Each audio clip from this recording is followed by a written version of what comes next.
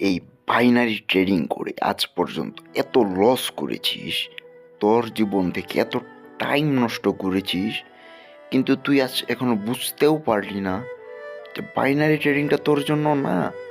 তুই শুধু সময় নষ্ট করতে থাকবি। এই দেখ কত সময় চলে গেছে, তুই কিছু শিখতে পেরেছিস না। এটা একটা গ্যামলিং। বাইনারি ট্রেডিং কখনো ট্রেডিং না। হ্যাঁ, এখানে প্রফিট করা যায়। তোর কাছে কয় $1000 আছে বেটা, তুই বাইনারি করতেছিস? তোর কাছে কি $1,00,000 আছে, তুই বাইনারি করতেছিস? তোর কাছে $100 নাই, তুই বাইনারিতে ট্রাই করতেছিস। এটা তো ঠিকই না। তুই আগে ফরেক্স দিয়ে ট্রাই কর, ওইখানে ভালো কিছু কর, তারপর বাইনারিতে আই।